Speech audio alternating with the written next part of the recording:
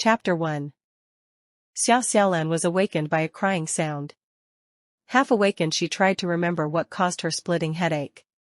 Last thing she remembered, she was leaving her team to successfully finalize a very difficult merger and acquisition case, followed by attending a celebratory party where her subordinates encouraged her to drink excessively. She was on the way home. She overheard her new assistant speaking on the phone with her boyfriend, saying, "I am sending President Xia home. She lives alone. Yeah, she's not married. What is the use of making so much money if you still can't get married, right?" Half sober, she was still able to refrain herself from confronting her assistant directly. Despite her successful career, the absence of marriage made her a target for gossip, especially given her strong demeanor and average appearance. Some colleagues whispered that she was unattractive, old, and had unrealistic standards, thus marriage possible for her. While Xiaolan paid little attention to others discussing her personal life, the assistant's lack of discretion was frustrating. She foolishly believed she was too drunk and dared to talk about her right in front of her. It would be best to transfer her elsewhere and hire a new assistant soon. When she got home, her hired helper, Aunt Zhang, kept admonishing her to drink less and to take care of herself. And she just collapsed onto her soft bed and fell asleep. She had a strange dream where she transformed into another person, living in the year 1980s. Unpleasant events unfolded in her dream, leading her to angrily bang her head to a pillar, which she found amusing. She was not the type who would succumb to despair and commit suicide. All those events in her dream were trivial compared to what she had experienced in building her career from scratch. She shouldn't drink so much last night. With pounding head, she heard a woman crying softly in her ears, intensifying her headache. Feeling the dampness of her quilt soaked in sweat, Xiaolan finally opened her eyes, only to be startled by a dark, haggard face. "Xiaolan, are you awake? You're going to death. Does your head still hurt?" With a sunken face and frail body, the woman looked like she could be blown down by a gust of wind. Xiaolan thought, why hasn't she awakened from this dream yet? The woman's tears flowed as she pleaded, "Xiaolan, promise me you won't do anything foolish, okay?" Xiaolan nodded vaguely, and the woman wiped her tears with her sleeve, managing a sad smile as she said, "Mom will get you something to eat, just wait." The woman closed the door, and Xiaolan glanced around, feeling dizzy due to the headache. The dark wooden bed creaked, the straw beneath the mat shifted slightly, and the worn yellow mosquito hung loosely from the bedposts. The faded quilt had 4 patches, and a thin cord on the bedside connected to a basic electric light. Xiaolan tugged on the cord, and the dim light flickered to life, likely no more than 15 watts, leaving the room still shrouded in darkness. Suppressing her headache, she got out of bed. The only piece of decent furniture was the dressing table by the window. Her reflection in the mirror showed a small face, pointed chin, large eyes, and a straight, delicate nose, truly a beautiful face. But the gauze on her head was stained with blood, making her look more pitiful. Xiaolan inhaled sharply.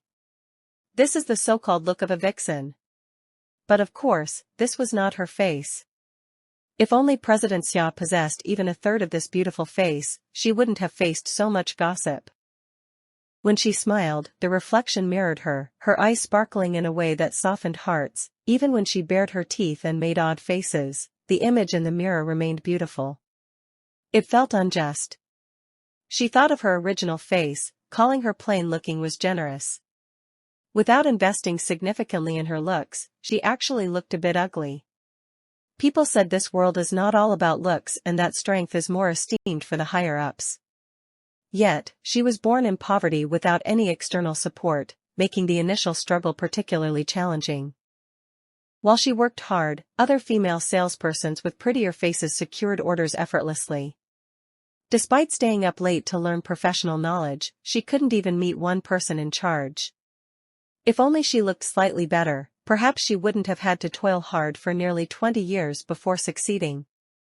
She hadn't enjoyed her hard-earned house, car, savings, and business for long. Just a brief nap and she found herself transformed into another Xia Xiaolan, living in year 1983. She had just turned 18 and possessed a strikingly beautiful face. Yet she couldn't understand why this Xia Xiaolan wanted to end her life by banging her head at the pillar. The original Xia Xiaolan, who was born 30 years from today, had perished. For reasons unknown, she was awakened in this body. The memories in her dreams were chaotic, yet she felt some connection. The door opened, and a thin woman with a sallow complexion entered, carrying a peeling enamel pot. "Xiaolan, Mom steamed eggs for you, eat them while they're hot." The woman was cautious, even timid. She was Lu Fen, Xiaolan's mother. Xiaolan opened her mouth but couldn't bring herself to say Mom. She was uncertain how to interact with Lu Fen. In her memories, this Xiaolan had treated Lu Fen poorly. Should she continue as an ungrateful daughter, or take this chance to claim a change of heart and become a good daughter? Still hesitating, Xiaolan found her half-closed door suddenly flung open. Several people burst into the room, led by Xiaolan's grandmother, flanked by another 2 daughters-in-law and several grandchildren. They were aggressive and clearly had ill intentions. The fierce-looking old lady's eyes blazed. She grabbed the enamel cup from Lu Fen's hand and shoved her down. "You gave birth to a little bitch who brought disgrace to Xia family. You dare provide her with eggs from the house? We only scold her a few words and she pretended to bang her head against the pillar. Trying to frighten me, are you? If you want to die, go ahead. If banging the head doesn't do the trick, jump into the river." The tone was harsh, lacking the affection expected from a grandmother, sounding more like an enemy. Lu Fen crawled to the feet of Grandma Xia, tugging at her trousers. "Mother, the child has just woken up. Please let her have a chance to live."